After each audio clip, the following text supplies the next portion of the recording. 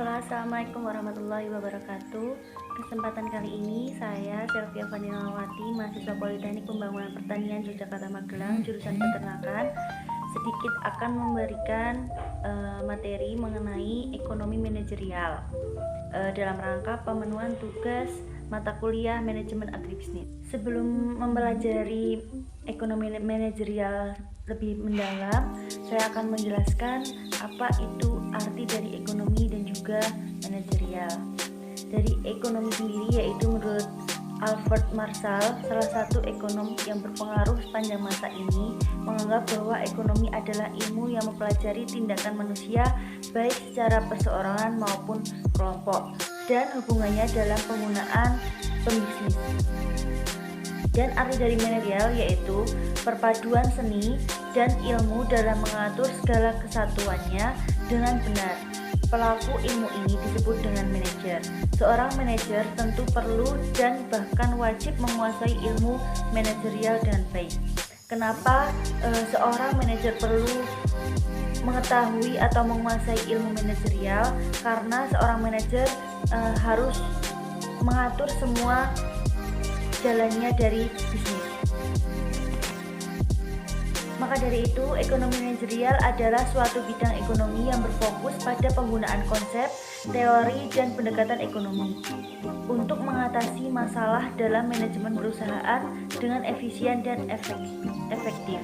Maka dari itu, seorang manajer perlu memahami dan menguasai materi mengenai ekonomi manajerial agar urusan dalam perusahaan atau bisnis berjalan dengan efektif dan efisien serta mendapatkan keuntungan yang signifikan. Adapun prinsip-prinsip ekonomi manajerial yaitu ada 5. Yang pertama, marginal dan incremental. Yang kedua, antilitas marginal.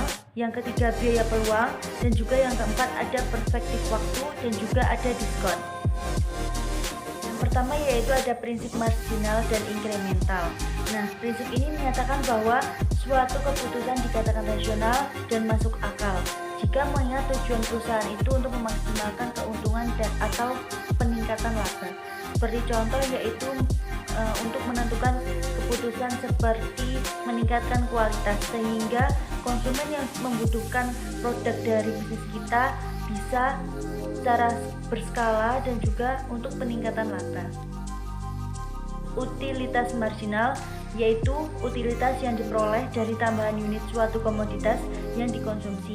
Seorang manajer dapat membuat keputusan rasional dengan mengalokasikan atau memperkerjakan sumber daya dengan cara yang menyamakan rasio keuntungan marginalnya dan biaya marginal dari berbagai penggunaan sumber daya dalam penggunaan tertentu. Jadi, utilitas marginal yaitu suatu utilitas untuk menghasilkan suatu produk secara lebih dengan meminimalisir dengan sumber daya yang ada.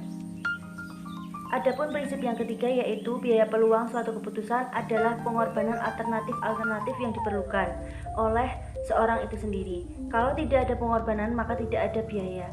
Misalkan seorang memilih untuk melepaskan pekerjaannya yang 50 juta per bulan demi untuk mengatur bisnisnya sendiri. Peluang yang hilang yaitu akan menjadi biaya peluang dalam menjalankan bisnisnya sendiri. Adapun prinsip yang keempat yaitu dari sudut pandang konsumen. Jangka pendek mengacu pada periode di mana mereka merespon perubahan harga sesuai dengan selera dan preferensi konsumen, sehingga jangka panjang adalah periode di mana konsumen memiliki cukup waktu untuk merespon perubahan harga dengan memvariasi selera dan preferensi mereka. Prinsip yang kelima yaitu adalah prinsip diskon. Menurut prinsip ini jika suatu keputusan mempengaruhi biaya dan pendapatan dalam jangka panjang, semua biaya dan pendapatan tersebut harus didiskonkan ke nilai yang sekarang sebelum perbandingan alternatif yang valid dapat dilakukan. Hal ini sangat penting karena nilai uang Rp1 di masa depan tidak sebanding dengan nilai rupiah saat ini. Apakah sangat penting jika kita tidak mempelajarinya atau apa kita perlu untuk mempelajarinya? Ternyata dalam mempelajari ekonomi manajerial dalam bisnis itu sangat penting karena jika kita mempelajari ekonomi manajerial, kita dapat belajar menjadi seorang manajer di suatu perusahaan dan di dalam bisnis tersebut manajemen manajerial sangat diperlukan dengan berdasarkan tujuannya yaitu meningkatkan laba dan juga meningkatkan keuntungan. Adapun tujuan dari ekonomi manajerial yaitu satu, sebagai alat evaluasi jika terjadi pergantian manajer baru. Hal ini juga sangat bermanfaat saat terjadi pergantian manajer. Manajer yang baru dapat menganalisis kebijakan yang lama yang sudah berjalan sehingga dapat melakukan peningkatan atau perbaikan. Yang kedua, yaitu membantu manajer menyelesaikan masalah. Dalam kondisi tersebut, kondisi ekonomi dan pasar yang senantiasa berubah menuntun manajer melakukan penyesuaian kebijakan agar perusahaan tetap berkembang dan mendapatkan keuntungan. Yang ketiga yaitu membantu mengatur keuangan.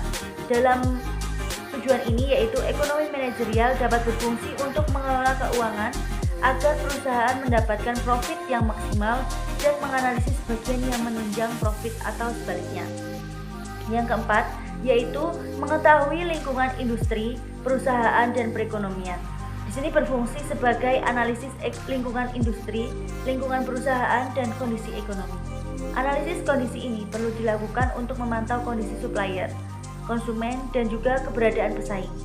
Hasil analisis tersebut dapat dilakukan untuk menunjang keputusan yang diambil guna meningkatkan profit ke perusahaan.